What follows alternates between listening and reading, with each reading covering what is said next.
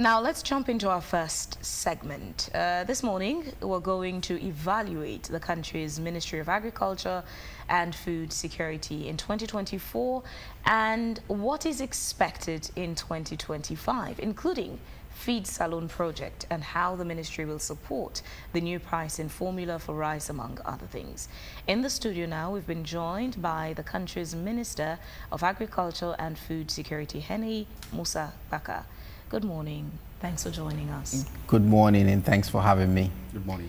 We're also expecting to have Ahmed Nano, Executive Secretary of the Sierra Leone Chamber of Agri Business Development, SLECAD. At some point, hopefully, he would join us in the conversation. But let's start with the Minister, who's already in the studio. Let's start with 2024. Reviewing 2024 before we head to the plans for 2025.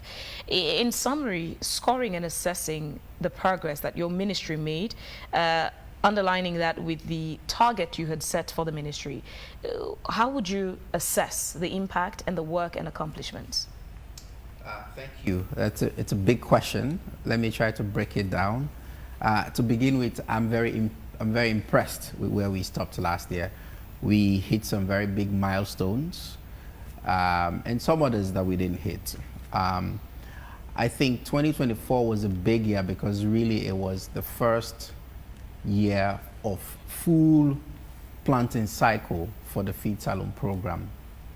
And in that year, we had developed prior to that, the half of 2023, a good strategy, and we had set ourselves plans to raise the required resources to build the required partnerships and bring the right set of expertise to come and help us do that. What we also wanted to do was in that period was to create enough incentives for private individuals, those that are business people that are investing big money, others that are just willing to answer the president's call to be able to come and join in the Feed Salon program. And in that regard, I think we saw a lot of success. So we could see in 2024 where there was a lot of people involved in cultivation. All across this country, different people, not the same old people, different people. In fact, that led to some of the challenges that we had down the road when it came to rice cultivation. A lot of people invested a lot. And then when it came to harvesting, we had issues with harvesters, for example, because people just went into it. We had a scenario where we put credit facility that wasn't enough. So a lot of people, we put $10 million in credit facility for people to invest, right? And so all these were positive things. But I think when it comes to Feed Salon, the one thing that people are always asking, and it's right to ask, is what did you do? What's the real output? And are we seeing that in the market? So on that front, what we prioritized in 2024, in our strategy, we say we want to reduce the importation of rice. We want to reduce the importation of chicken and eggs. We want to reduce the importation of onions. And on all those fronts, in 2024, I can give you the numbers if you can find them.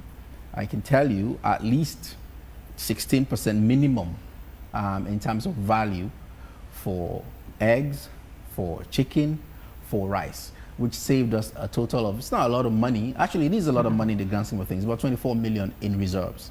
So we did that.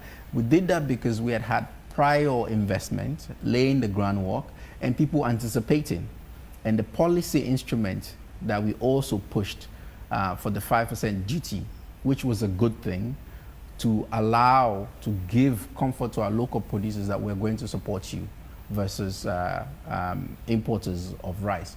All of that led to the reduction, for example, in that. For onions, we had built the groundwork a long time. We invested a lot in the private sector, who is now, I will be going to visit them in a week's time. They are growing, maybe they have up to 70 hectares of onions that they're cultivating twice a year, producing about 50 metric tons per hectare. If you do the math, that's more than 25% of the onions that we import into the country, just one single private sector player. So you could see all that effort showed up in the numbers that matter for us on Feed Salon in the reduction of importation for these commodities. The one thing we also pushed very hard was to make sure the rice, for example, that we're producing and the onions that showed up in the market, right? We invested about $1 million working with WFP to actually buy rice, bag them, and feed children. Obviously, they are not in the market, you can see it, but the school feeding program this year, a huge part of it was rice that was produced here, processed here, and fed to our kids in the school. One of the disadvantages of our locally produced rice, in as much as it's got all the health benefits as compared to the imported rice, one of its disadvantages is the stones. It's still very difficult to buy a locally produced rice, a bag of rice, and you cook at ease and convenience without having to deal with these stones. That remains still a problem at production level. How is it dealt with? So that's absolutely right. I think our rice processing, which is, you know, the border, I think is a challenge. But I think it's not, I've seen some really good ones where if you go to Lion Mountain it is, I mean a few individuals. So for the past, since I became minister, actually prior to that, but I made it a point of duty to only eat locally produced rice. And I can tell you, I have the same feelings. I know where I get my rice from. The ones where there are stones, I don't buy from them anymore, and I call them. And for the past 6 months, we haven't had, my kids don't like it. They say there's stones, they complain a lot. But for the past 6 months, at the dinner table, that complaint has not come because this particular source where I get my rice from is not there. But the point you make is a good one, because if we are going to compete with imported rice, our processing has to be top notch. And I think we can mimic what they're doing. We are now making investments. This weekend I was in the field. There's a big rice mill that we had put up in, it's been put up in Cambia, Tomaboom. We had a trial run of it. That's going to really help. It's an integrated rice mill that will, polish, de-stone, do all those things for the rice in preparation for, anticipating even bigger production this year and beyond. The BFP, through the support of the Koreans, we got 10 integrated rice mills from Japan. That's been installed across the country. So that's really going to boost how much rice we see in the markets, the quality of that. These are big rice mills that do, I think it's probably 2 metric tons per hour that does all 3 things. It will mill, polish, and de-stone the rice, right? So that's very important for this. Across the country in about 6 districts they have been installed. So we're going to go in the next couple of weeks. You will see us commissioning some of these and farmers using it. That will really help this challenge that you put your nail on. Whilst there are Sierra Leoneans or residents in Sierra Leone who are very interested in, consuming our local produce for health reasons and various other good reasons, it remains a challenge for some to identify where and how to get access to a bag of rice locally produced in Sierra Leone. I know agriculture is a business, but those in the sector seem to lack the idea, knowledge, or strategy of advertising or visibility of their products. Are you helping them in this? How? We are helping them. It's a good question. But in the supermarkets, every time I go to the supermarkets, they have their all of them that I go, they have a little area where they have local produce, and I usually engage the supermarket owners. Where is this from? Where is this from? And they tell me how they're sourcing. And you can now begin to see rice. You can actually see it there. Obviously, we like to buy rice in the 50 kg bags, and the supermarkets are carrying the smaller ones. I think with a lot more of these mills that we're putting up, these rice mills, for example, for rice especially, we're going to be able to see a lot more processing with good quality and good branding. This is an area where we're going to push big this year. We pushed big last year production. Then we had harvest issues and then storage issues. That was a feedback we got. This year we're going to do that, and we're going to add this element. We need to see the rice in the market. And all that we can help and encourage them to make that investment, we're going to push in that direction. Whether it's providing credit facility, cash, because you're an entrepreneur, or ourselves doing some pilot runs so that they can see how we do it. Last year we did with the BFP to buy rice and feed the schools. This year, 2024, we've given SLPMC money to also buy rice, package and sell. Because this is Sierra Leone Produce Marketing Company. This is what they used to do. We invested, they've gone defunct for a while, they've been resuscitated with a new MD, nobody had given them money. I gave them money because of what you're saying, because I want people to see our produce in the market. They will help with that aggregation, packaging and pushing to the market for people. With onions, there's no problem. PC and Sons, what they're doing in the other private sector, they bag it, they push it, it's all in their stores. Vegetables, there are a few people that do it, it's on demand. There's not enough that they produce, so it's on demand. If you want a vegetable now, I can give you 5 phone numbers. You can get fresh vegetables from a lot of places where you can do. Cocoa produce, these guys are private sector people. They engage them directly from farm gates, buy and produce. This is exported, right? So, but for rice and the things that we really want visibility on, we're going to step up to make sure people are seeing what we're producing. Dr. Kpaka, I believe when you came in as the Minister of Agriculture, you've been a very firm campaigner of private sector involvement and investments to see an overhaul of the sector. You know, couple up with the need for mechanization in the country's agri system. So far, so good.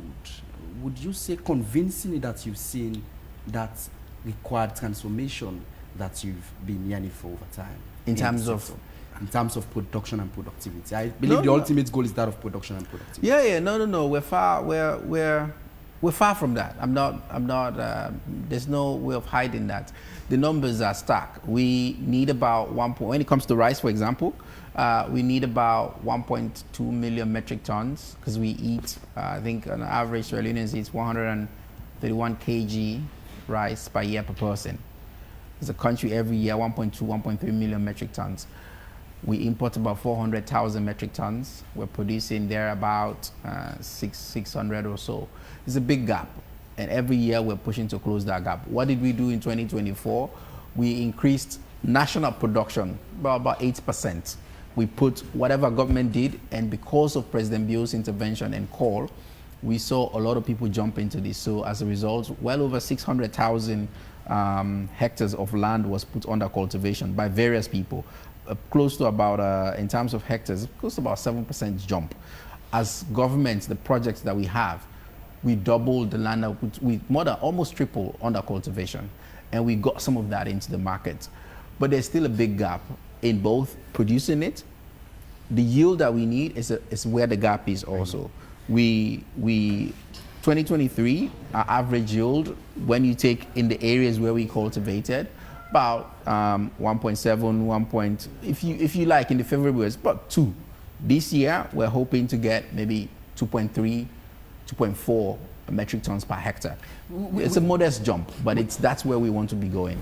Which is something that seems not worth commending as compared to what's happening in other parts of the country. Say, for instance, even Ghana. I remember at some point in time I met with some researchers who were from Ghana. They were with Slurry, wherein the varieties they brought in yield something like 6 to 7 tons per hectare. And our farmers, you rightly mentioned, large hectares have been put under cultivation, large areas, but the outputs seem not commensurate to the investment that has been made. Yeah, we seem to be making baby steps. Look, agriculture, there's so many facets to it, and every day I am fascinated by how, in some sense, the systematic nature that we've taken, and you learn a lot. So this year, yield is a major thing we're going to focus on because of what you're saying. The reason why this came up, I was doing the math. I said, how are we going to match to get the same, reduce the price for locally produced rice versus imported? To do that, we have to reach 3.5, 3.7 metric tons per hectare. At best right now, this year we will close at about 2.3, 2.4. It's a small jump. It's a big way to go. How are we going to do that? We've tackled the seed system. seed, because these varieties that you're talking about, their potential can hit 4-5 metric tons per hectare. Our farmers are only getting 1.5, 1.7 at best to in those best ecologies. Well, the reason is because we're not getting the right set of seeds at the right time and the right practices. This year we will focus a lot on that.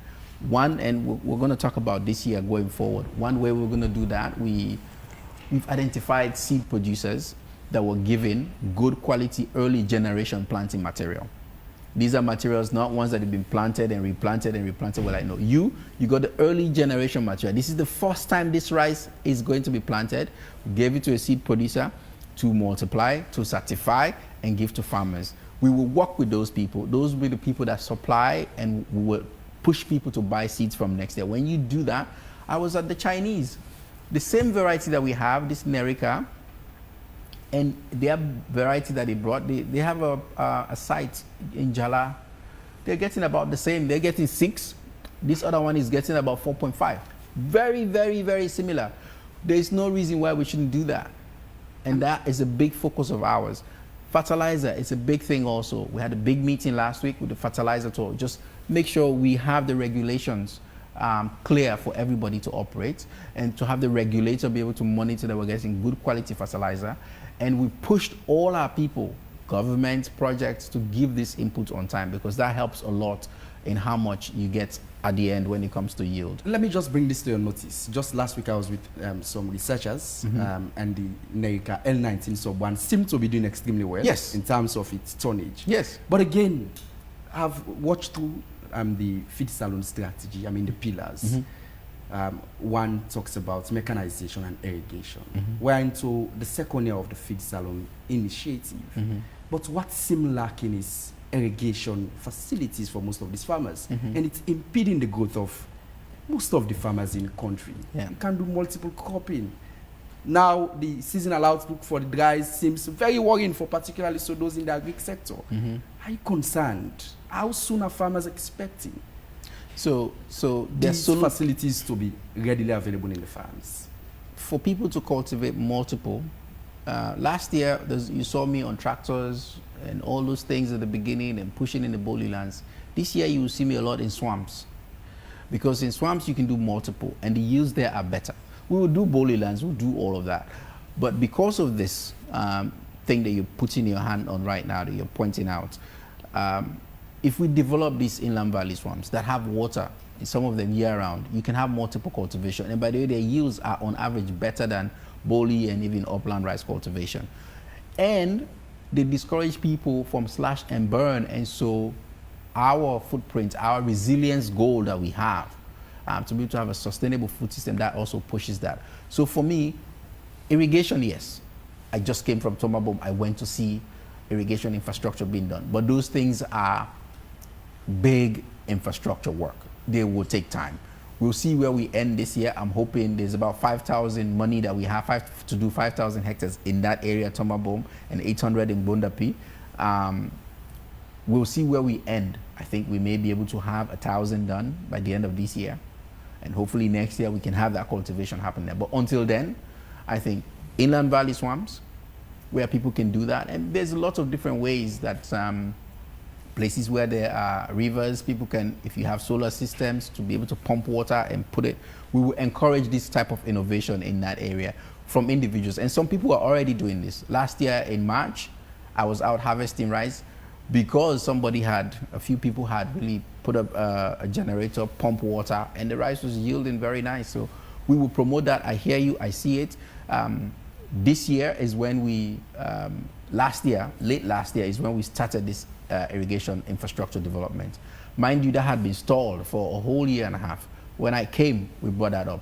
But to build 5,000 hectares irrigation of canals, pumping stations, you pump the water, it takes time. It's a massive infrastructure project. I will go there every month to put pressure on the contractors and the work that is being done.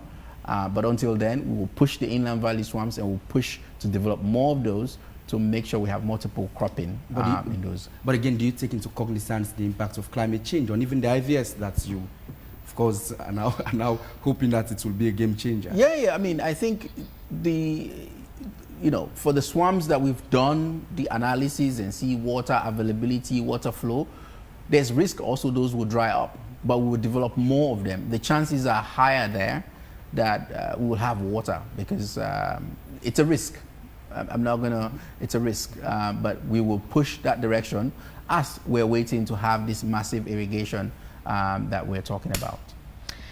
Now we've been joined in the studio by Ahmed Nano, Executive Secretary of the Sierra Leone Chamber for Agribusiness Development. Good morning, thanks for joining us. Good morning, it's a pleasure being here. Good morning. We've already gone far in the conversation, assessing the work of the ministry. But we'll just catch up where you are right now. One of the concerns is about the visibility of our local products from the agricultural space. And SLECAD, part of your responsibility is promoting agribusiness in the private sector. That must be a concern to you. Sure, of course, yeah. And I'm quite too so. It's a pleasure being here. I mean, good morning again. My apologies for a bit coming late. I mean, absolutely. I mean, because we are working with the government, the ministry, and then the minister is already here to promote private investment in the agriculture sector. If definitely we need to be able to see products in the market, it's the responsibility of the private sector. We should be able to promote aggregation and then processing and make sure that our product, local products are really in the market. There are a lot of challenges. I'm quite too sure the ministers might have made all of these challenges to you. Agriculture investment needs a lot of money. And we also need to look at the local investment level. The local investment still is not being motivated as Sierra Leone local investment. It's not being motivated as expected. And I'm quite too sure the ministry too, and all of us are looking forward to also having this partnership with international, FTIs coming in to partner with the locals. But these are still some challenges there. There are a lot of reasons for us not to really see in our local product. I mean, foundations have been laid. I can't say there's nothing there. As the minister has rightly stated, I mean, there are a lot of kind of push and setups. But then we're still trying to see how we can develop. You remember Feed Salon was launched really, when the government, the second term of the government. We've just concluded the 1 year. The first 1 year had been kind of preparation, putting in document, investment plan, business plans. We've also been working alongside with the ministry. In fact, some of the investment plans have not got ready. Ahmed, it does not give me pleasure to interrupt you, but the thing is, before President Bio made Feed Salon his #1 priority, agriculture existed in Sierra Leone. Sure, yeah. Institutions like SLECAD existed. Sure. It's only that the president is now prioritizing agriculture. Right. When we talk about the absence of our products, our locally produced products in the market, it's not all though. Fruits, vegetables, it's there, it's not a concern. But things like rice, for example, in as much as we keep hearing the news of how many tons of rice have been produced locally, access to this product is a significant challenge. Access to them is one, and the price. Our products are more expensive. If you want to get local poultry, it's more expensive than the imported. What are the factors responsible for this? Again, going back to the premise that all this didn't just start when President Bio announced Feed Salon. Agriculture was part of us, and agriculture is a business in itself.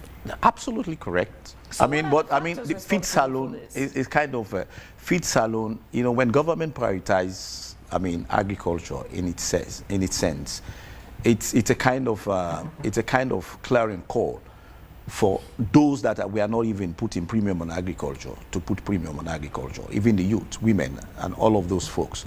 So for me, that's an important thing. And there are a lot of things that the government really did step up to do, which we support, which we really supported, and which we basically, basically thought they are in the right direction. That's one, because basically, for you to be able to do anything to get it right, you have to have the government will. Even investors to come in, even the local Sierra Leoneans to invest in, is there a government will?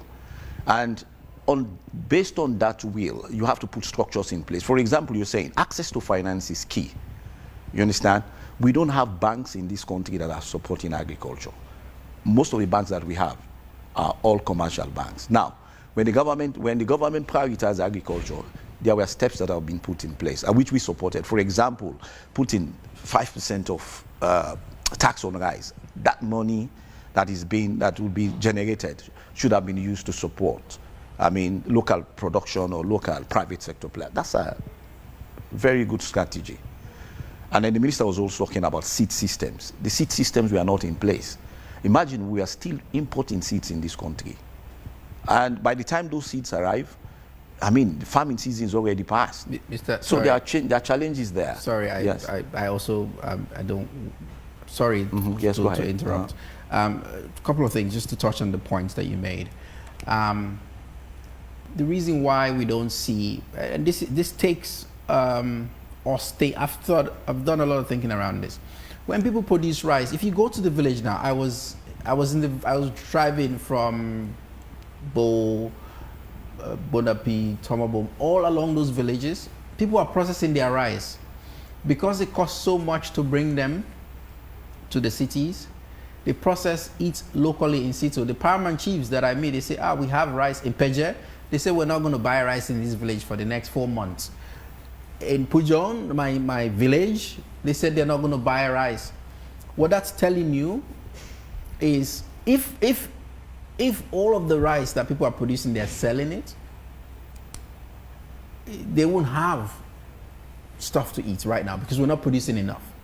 Like I said, 1.2 million metric tons is what we actually need as a country. Only 400 is coming. That 600 is being produced somewhere, consumed somewhere. If we're not doing that, we will see a lot more. So part of the reason why you're not seeing it is because people are actually consuming it at home. They're consuming it at home. They keep it, they process small, they eat small. So like right now, January, February, March, April, in these villages that produce rice, they have a lot of rice. They are not eating imported rice. It's here in these big cities where we eat imported rice. Let's get that. That's really what's happening sometimes, and that's important to get.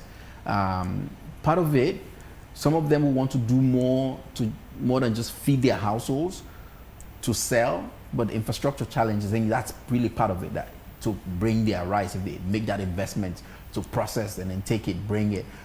The roads are bad, all of those things, which we're working on, by the way, but I just wanted to point that out. On seeds, for the past 3 years, we have not imported seeds into Sierra Leone. We brought early generation material through slurry to multiply and identify private sector people who are giving these foundation seeds that they multiply, certify, and give. So we're very bullish about that. That's a big part of our success that we're going to rely on this year. Credit facility, you said finance. Finance, yeah. We made $10 million. It's not enough. It's not enough. But in the context, $10 million credit facility to private sector this year at 10% interest rate. If you go now, interest rate is 38%. But Mr. Minister, up to now, that money is not released yet. What That's are you the talking problem, about? because the private sector players are telling us that to date that money. Which ones? $10 million. I know 80% is done. That's the problem that I have made to know. No. So we need to push that. I'm getting data from the bank governor. Okay. Yes. 80% of that fund is gone. 80%. There are people reaching out, we want this. I tell the government, I say, there's only 20% left. It's not you know how many people applied? About 50 good businesses applied. Each wanted to get $1,500,000.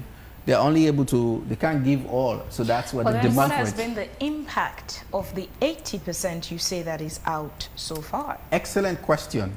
I can tell you that some of the businesses that have taken it, and you can see what they're doing. By the way, we did this primarily I wanted the rice importers, because we made that policy for them to invest. So here's an incentive for you. Take it, set up a processing plant, take $1 million, build a rice mill. None of them have done that. But the people that have done that, PC and Sons, I know they applied and they got the loans.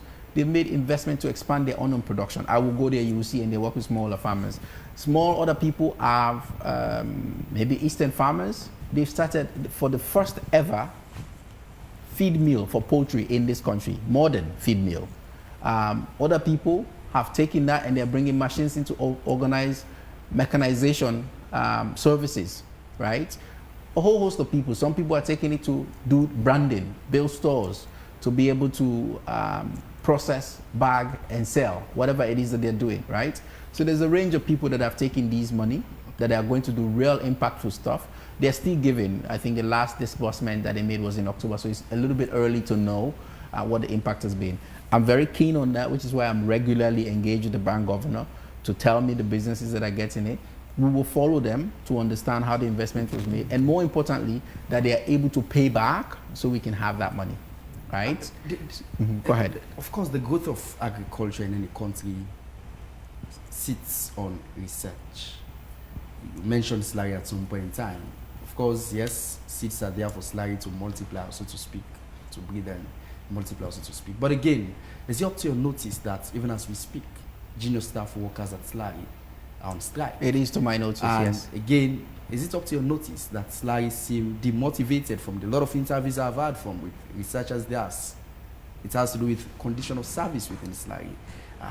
What has the ministry done since you came in as minister? What have you done to see that the welfare of researchers in County is taken care of? Before I was minister, I was the one that championed, working alongside the then chief minister. We traveled across all the research stations and we brought a bill to parliament to make sure they're at par with the universities, which was their main concern. To review their act.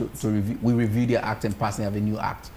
We created a very innovative window for them to have a commercialization window. When you do research and produce a product, you should be able to sell that on a commercial basis, which wasn't there then. That's a window for them to be able to get resources. The issue of the strike, we've pushed. We've had lots of engagement at all levels. There's negotiations with the Ministry of Finance about what because the act kind of increased salaries for people 300% by the act. Finance did give concurrence to that, but they have to manage budgets, they have to do things, so they cannot take on 300%. So there's negotiations ongoing on that. I'm very well aware every week this is an issue, and we're pushing. It may have to be a presidential order for them to give money to do it, but I'm well aware, and I understand myself working in the CG, the Consultative Group for International Agricultural Research Center. I know the role that plays in moving agricultural productivity in a country, and certainly for feed alone. So we're on it, we're pushing. I plead to the people of Slurry that we're pushing for them, we're pushing on their behalf. But I also want some of these opportunities that we've created. Researchers can write proposals just as much and get money. In fact, as minister, I have given more money from our project to Slurry than any other minister in a lot of ways, whether it's livestock, whether it's even rice research, whether it's building capacities. I sent 15 of them to go study PhD. 2 days ago, my deputy minister, was there giving them research grant, money to do research. Yes, to do research, money to do research. 6 researchers. Yes, 6 researchers receiving research grants. This is what I am doing to motivate them, even as all these other things are happening. So I believe in Slurry. I know they are critical. They will help tell our story that we're ready to transform the sector. Government is big, challenges are many. We're pushing, but what I can do, and as a Minister of Agriculture, I'm doing, and I think I'm doing more. They also need to do their part, write proposals, get money, get engaged, put stuff out. The commercialization, when you use it, sell your product, get money, invest in your institutions, build, repair, renovate, so that when people come, they can see you're doing something there. I think all of that has to happen for them to get more money to move in the system. But I'm well aware of the challenge, and we're doing our part to move it. Government has invested a lot in terms of mechanization. And again, when you go to the stores at Kisi, you see a lot of machines there. Even though, yes, most of those machines are now in the fields of farmers. But again, quite recently, Parliament bashed your ministry as that stores being a mockery to the feed salon agenda. has that been? I saw that headlines. I think it was unfortunate. But the facts were there from what the speaker said. I've been to that store since I'm minister maybe 4 or 5 times. We have removed maybe 80% of the machines that were there. Those that were in working conditions, my goal was to get them in the hands of farmers. We pushed them out. The few that are there are things that have been there maybe 10, 15 years. That notwithstanding, we had, when I first came, sorry, Mr. Minister, but the ledgers at the store doesn't speak to most of what has been taken out from the stores. That's what the outcome says. That's an issue I will pick up with the store's manager. But on the rehabilitation or refurbishment of the store, when I came, I asked my PS, let us have a BOQ for how we refurbish this. That is done, that has been done. We're submitted to the Ministry of Finance. We're waiting for resources. Now we're beginning to think of other alternatives if government doesn't have the resources to do it. Maybe we can think of other alternatives. It's a very wonderful resource. We need to rehabilitate it. And I'm going to have conversations to try to change it. But I can tell you the steps we can take to get those tools that are working out from there to the farmers, we've done. It's in bad condition. I've been there, like I said, maybe 4 or 5 times as minister already. I will go there again this week just to reassess, and maybe we'll look for private sector people that can come and help us clean it up, use it for the purpose that it was meant. Maybe that's the way to go, because so far we have not been able to get support as government to be able to do that. No. Most of the private sector players you meet, their attention is more focused on looking at avenues government will provide to ensure they get money and invest. Will that take this private sector to the place they want to go in terms of course, booming their business, so to speak? Not at all, not at all. But basically, the government is people look up to government for policy. I mean, a lot of private sector players, when they come to the country, they look at government for policy. What kind of policy incentives that government will provide to make sure that the private sector, take up an action or invest, and then at the end of the day, be able to make profit. So that's the major thing. For example, I was talking about access to finance. Access to finance, you look at the policy, measure their interest rate, duration of the loan, and all of these, So you look at all of these. So government has the obligation and also has the power to do that. You also look at other issues, like he's talking about, the minister is talking about transportation issues. Road network. You can't expect a local private sector, even for FDI, coming in to do a brand new road with tar, and that costs a lot. So those are things that government needs to take up. Storage facilities and all of these. These are things that should be done. You talk of irrigation. This is something that is very, very, capital intensive. So those are all basically, kind of barriers for private sector to step up and be able to invest and make sure that we support the feed salon. And I'm quite too sure, I think the minister is aware of that. These are things that are being discussed over here and there and so on. And there are a lot of donors that are coming in to see what they can do in terms of supporting this. But the biggest challenge is roads. And most of the roads that they fix most of the times are feeder roads. And these feeder roads, they fix it in a year time. The following year, when it rains, everything is washed off. It's as if nothing has happened. So we are not moving to. So basically, those are the critical challenges really. And if you have to have transport to go and take commodities on those roads, they charge 3 times or 4 times. So it becomes very difficult for even the private sector players, especially the off-takers, aggregators. They don't. They find it very difficult. Transportation alone costs a lot. So it increases the cost of the product, like and she was saying. That's the problem, because when you bring your product to the market, it's no more competitive. So the prices get higher. So you find out even banana now, to buy banana, 3 or 4 cost you, because transportation is something very, very. Storage facilities are also very difficult to get in rural communities. So these are critical challenges. Let's look at this new, policy for imported rice. Mm-hmm. The price has now been reduced. What impact would this have on the local rice producers? Not the category of producers the minister spoke about who produce for their own consumption, but those who produce at a business level to sell. What impact would this have on them? Absolutely, if you ask my candid consent in defense of the minister as a private sector person that is also linking up with the private sector, and I've been talking with them, is basically a negative impact. I mean, the minister really, initially, they started in a very good footing. In the sense, putting 5% on imported rice. You have to protect your own market. You have to protect your own private sector players. I mean, it is good for Sierra Leone, honestly speaking. For all of us, we eat imported rice, right? Production is not that to that level yet. But basically, that will not take us. We have to, look, I was one of the person that was advocating for the policy that the minister and the government really came up with. People were bashing me here and there. I said, yes, it is a short time. Why the government is doing this, for us to be able to support our local private sector so that we can produce and become competitive. Around the world, that is, recently in India, the government was bringing in kind of low-price grains from Ukraine.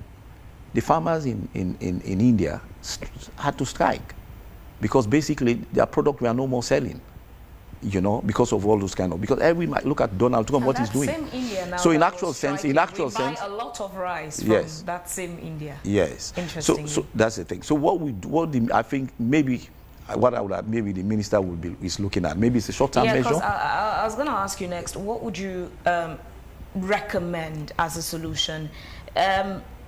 The initial start, that 5%, it still didn't make much impact in the rice sector to be able to feed as many Sierra Leoneans as possible. Access to the locally produced rice is still a challenge. It is, but it was a short measure. But then, what can we do as a country? The local rice producers have not gotten to that stage where what they produce can feed all of us in the country. Sure. And however, this is a country where we've not diversified our diet to tap into cassava, potato, and all the things we have. Even fufu, we only eat once a week. Yeah. Rice is every day. 3 times. So what can we do? Yeah, this is a challenge. I mean, basically, what we need to do, basically, I think, within the limited resources that the government, let's face the fact, the government does not have the resources that are required to support, really, the private sector for us to be able to get where we want to go. So which was why initially the first step that they took, 5%, 10%, 15% with time, it was going to be difficult. But at the close of the 5 years, I was too sure that we would have, because a lot of, I mean, Sierra Leoneans were already on the high gear. They were already gone into the agriculture, especially rice production. Even some of our brothers came from overseas. They were investing. I have records of them. They go to the chamber every now and then. In fact, some of them this year, we are looking for thrashers, I mean, even combined harvesters, because they really cultivated huge hectares. You understand? So for me, that was basically like a motivation for us to be able to create the enabling environment to encourage Sierra Leoneans to invest into rice production, produce for maybe 1-2 years. Maybe we should have cut down, I mean, probably importation by 50%. But then now, maybe, I don't know, maybe that's not from the minister. How would Sierra Leoneans feed while we wait on the local farmers to be able to feed us enough rice? What would Sierra Leoneans be eating during that period? Remembering also that rice is our staple food. It is. Can I It's a challenge anyway, but yeah, that is not all. So it's fascinating. This is not a, I can boil this down to one thing. As a people, as Sierra Leoneans, if we all are on the same page to say we want to feed from what we produce ourselves, that's really what this boils down to. Because if the answer is yes, we are all on that same page, I understand. And let me put it, and then we can come and talk to, yes, there are poor people are hungry and they need that. We'll come to that part. But when you say as a nation, this is what you want to do, and when you say as a nation how you want to do it, and how most countries have done it successfully, is to bring the private sector. What is private sector? A private sector is a person coming to say, I'm going to invest in this and I want to make money. In the rice sector, when you invest, you look at your competitor. How much are they selling? Can I match them? They're being competitive. Yeah. Can I produce rice, same quality, for cheaper price, so that I am the person people buy to, so I can sell my produce and make money, right? That's the issue with our rice situation here. The 5%, by the way, countries that are very serious about this, they go as far as we're going to ban importation of that product even. If their country wants to really make progress in it. Yeah. You know, I did the research. They charge, if they ban, if they don't ban, they'll say 75%, 35%. Tariff. When I talk to investors, they say if you have a 35% import duty on rice, we will feel confident that when we come here, and it's not going to be forever, by the way. This is the thing. Yeah. I think we're very short-sighted. We look at the political cycle as a people. We're very short-sighted in that sense. If we say we'll put 35% on imported rice, people say we will come because we know the price of imported rice will go up. They'll try to increase it a little bit, and then so that when we produce, we can match them. Yeah. Investors will come because they're the ones with the money. Government doesn't have the money to do it. Sure. But investors are not going to come if they know everybody as a people, we're just yearning to get the cheapest possible rice, not the one that we've said is our own rice. This is so key. As a people, we have to say yes. As a people. But if we are not, then, you know, I pushed so hard for us to add that next 5% for these reasons that we're talking about, because it will give a signal that this country, they are ready. There will be a short-term pain, which, by the way, there will be a short-term pain. In any illness, if you want to treat it, sometimes it requires some short-term pain for you to be well. We as a people are not willing. I'm not blaming anybody. It's just when you just take a survey of people, they will tell you they just want cheap rice. Doesn't matter where it comes from. But a policy direction is we want to feed ourselves. You can't do it and do this other thing. So, going to the rice price formula. What it does for me, and I hope we do this. First of all, let's just clarify what it is. It's a formula that ensures there's transparency in how much imported rice price we see in the market. That we have about maximum 10 rice importers in this country. One of them brings in 60%. So really it's not a free market. So it's in government's interest to say, we want to know the costs that go into this so that the price that people see in the market is reflective of these costs, that you're not just price gouging. Right? So that transparency and that predictability that, okay, look, by the way, it just so happened that this time when the pricing formula was done, rice price in India was down. The day rice price goes up in India, you will see through the same rice price formula, the price will go up. It's not guaranteeing. No, it's not. A lower price. Let's just be very clear about that. What I like about it is that if we want to go back to say we're going to put 35% import duty on rice, some importers are not going to say, well, because you've put it, this is what the price has to be. There's now predictability because we know the cost elements. We know we can expect some increments, but we can predict what it will be and we can manage it. It's a good thing for us. And this is what I will push for. We now have a pricing formula as a country. When we speak to investors and we say the way we want to do this, we want investors to come in. Government doesn't have the money to put huge amounts of money to make huge farms. No, we say investors. Investors tell us we want this. Will give us a signal that you're ready. If we do it using the pricing formula, we can expect that price will just shoot up because we have done this. So for me, it's a good thing and we're going to test it.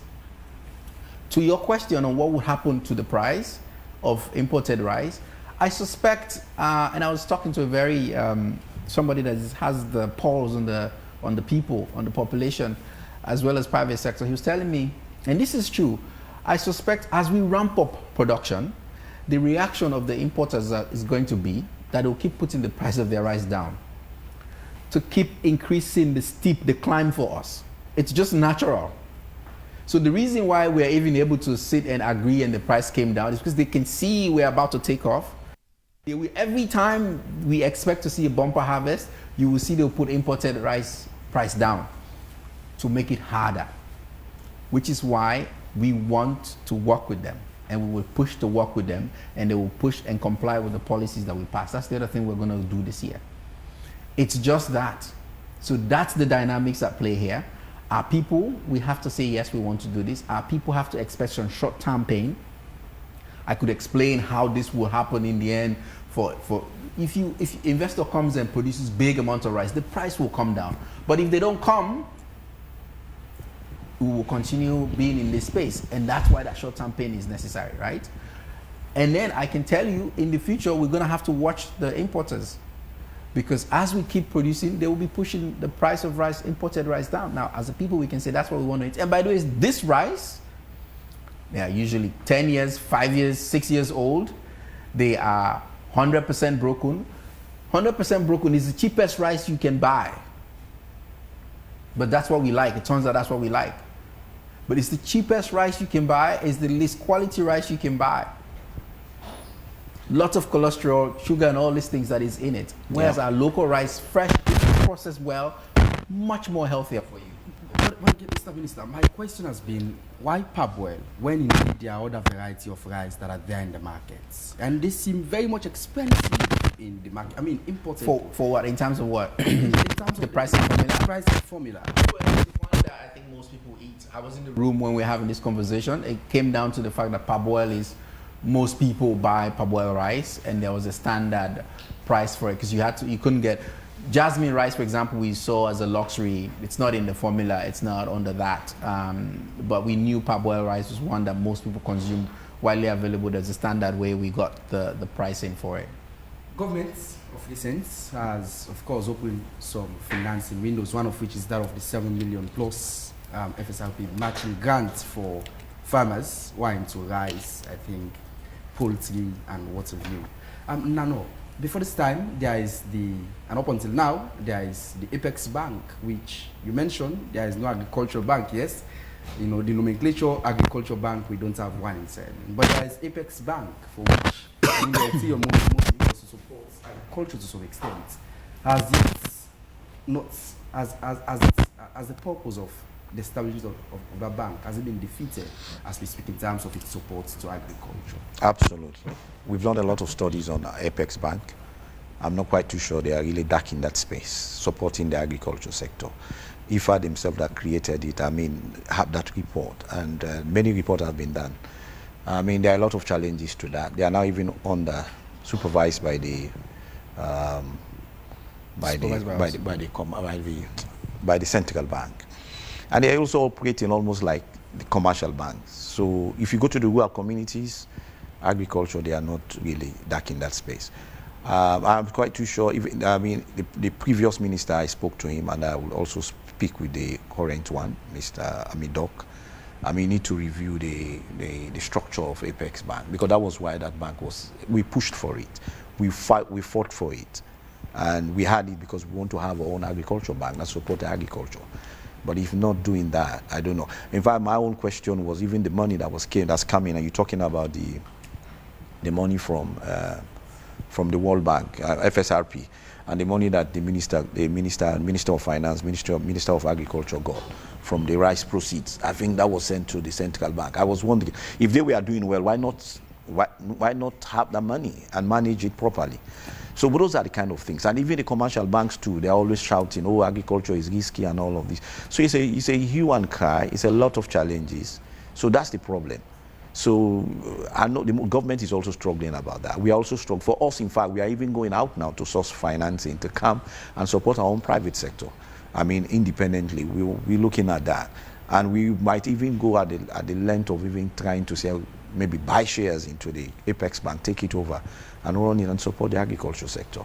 Because it's a key challenge. It's a critical challenge, honestly speaking. So. Gentlemen, we're trying to round off this conversation to usher us into the next, but we'll just quickly read few of the messages on our Facebook page. Host friend Kamala is asking, regarding soil fertility, soil health and soil texture, how is the ministry planning to address this issue by employing nature-based solutions? Soil pH levels vary in different geographical locations in the country. Solutions such as mixed cropping, in which legumes such as groundnuts, which had the ability to fix nitrogen into the soil during thunderstorms. Other soils don't require excessive nitrate fertilizers, as thus depletes the soil's alkaline nature to acidic nature. Different crops thrive in specific pH soil nature. The seed research body, I think you meant SLARI, have been calling on government for intervention to finance the institution. Jiyama Awam Maguna says, honestly, there is a huge transformation in the Ministry of Agriculture for the first time. Abubakar Rashid says, Mr. Minister, the feed salon seems to be paper-based rather than the reality. Sierra Leone has the potential and capacity to produce agricultural products if farmers are given the right incentives. Say, for example, the farmers' cooperatives, as it used to be when this country was producing and exporting. Why not go back to the cooperatives and support them? Osman Kamal says, Mr. Minister, you promised last to introduce a new monitoring tool for the distribution of fertilizer to deserve farmers rather than to those who exploit the system by selling this into the market. Has this monitoring tool been released by the ministry?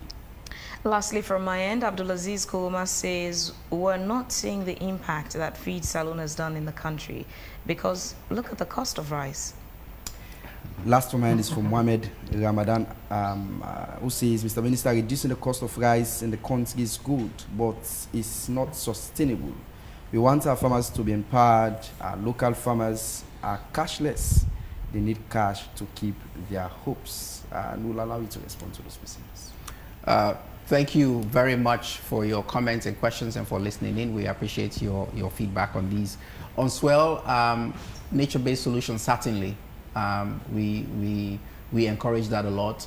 As you know, one of the main things we did this 2024 is, for the first time in 40 years, map all of our swells across this country, digital swells mapping. It's there, available for people to see, and that informs in situ decisions about where we cultivate. So we will use that to be able to inform cultivation decisions.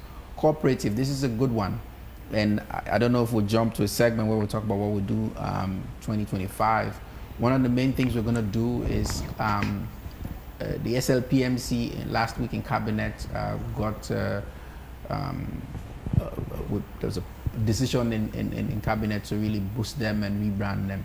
We will come, when it comes to produce cash crops that we export, we're going to pass a policy akin to the ones in maybe Ivory Coast, where there's a, we will not disrupt the competition that is happening at the production level, but for the express purpose of getting Forex coming back into Sierra Leone and the channel through which people are exporting crops, we would try to pass that policy first quarter this year. That is akin to organize like the cooperative that you used to have, the Sierra Leone Produce Marketing Board in those days that used to really be a source. Those things were very powerful. When they worked so well, they're a channel for giving inputs to farmers, for aggregating and selling, and the produce coming back, and you seeing that in the Forex reserves of the country. We will go back to that. The monitoring tool for fertilizer, this is one of those things that we were not able to get done, and it's for good reason, because this year, finally, we will have that digital registration of farmers. We're hoping to register up to 200,000-300,000 farmers with a unique link to the NIN and with some biometric information. When we do that, it forms the basis for who a farmer is. So when there is support from government, say we're going to give fertilizer, we'll look there. And so that real farmers are getting that. So that's something we couldn't get done last year, but we're going to push on very seriously this year. Reducing the cost of imported rice. I think we've talked about it. It's a sore topic because, and by the way, it's an old topic. There's always the consumers versus the producers. Consumers are always going to want cheap food. And if we're a country, by the time a lot of industries come, factories, they're going to want to produce their farm, give their laborers with cheap food. And that's always going to compete with, if you find yourself in a situation where your staple food is imported, a big challenge, right? We're doing so well in onions and chicken and eggs, but these are also imported things, but they're not staple. But nobody is, there's no pushing to control the price on those, because we're actually pushing a whole lot on those. So I think on the one hand, we want to make sure the welfare of the people is taken care of. But as a people, this is not government, this is not policy. We have to think back and see, if we want this, we have to take some bitter pills. And some of that would mean not necessarily any cheap food is what we're going to go for, but we'll support our own local farmers, which is what, if we do, it will be sustainable, and once and for all, we can stop depending on imported food. I think those are the questions that came through from my end. No. Yeah, I think the minister has said a lot about this, but I mean the rice, the cost of rice really. Yeah, I think the government intervention to reduce the cost is really something that is affecting the farmers. We need to look at, Minister, going forward. I've got a lot of calls from the private sector players. A lot of people are even, almost thinking to go out of rice business because it's not profitable. They are losing almost 40%. I mean, they are not competitive at all. I mean, most of them that are even started mopping up some of the rice that are in other communities on our plate have stopped. Those that are processors. So we need to look at that really. And probably only way we can do that, I know that we cannot go back what you guys have, we can undo what you guys have done, but what incentive do we get through the processors so that the farmers can really see some kind of profit in farming, in producing rice? If sorry, it's a problem. Let's address this. Let's be clear. It's not the government intervention to reduce imported rice. The government instituted the pricing formula, which led to the reduction. But it's because the rice price in India came down. We're importing rice, so if it comes down, it will come down. If it goes up, it will go up. That's the critical point. It's a pricing formula. What goes in it? The first line is what is the CIF for rice from India, for parboiled rice from India. That's the first line. That number was low, so the price of rice came down. If next month that number goes up, you bet it will go up. So let's communicate that to the people saying they are going to leave the sector. Yeah, that's the thing. Because the communication that was given out was a press release that government has intervened to reduce the imported price of rice. That was the outcome of that exercise. That exercise where there was a pricing formula. But the day rice price in India goes up, it will go up. And tell the people that want to exit, they shouldn't exit. We can use this formula to our benefit. Like I said, now we can walk up and say, we want to institute this 5%, 10% duty. And we know you're not going to shoot up price like you want, but like you are threatened you would do. The reason why it failed, this passed through cabinet, this 10%. It's at parliament level that it failed because they were afraid that the importers are going to shoot up the price of rice. We didn't have a formula then, so we couldn't say no, it wouldn't do that. Now if we want to do that next year, so we have a formula, they're not just going to increase the price of rice as they want because we can see it. It's transparent. Tell them they cannot, for this reason, leave. This was a formula that you plug a number in. If it's high, it will high. If it's low, it will low. That's what it is. Yeah, that's the thing. It's wrongly misunderstood. So this still leaves the conversation of what policies can be implemented or what solutions can come to the table to give a competitive advantage to the local farmers. Yeah. Whether it's for rice, whether it's for poultry, because we don't have enough time. We could have delved into the poultry guys and their own concerns as well. Yeah. Looking at how local farmers can be further empowered to get a competitive advantage. But unfortunately, this is, all we can have in today's edition of the program on this conversation. Let me say something on poultry farmers. For the first time, there's something in the budget that I put there to support them.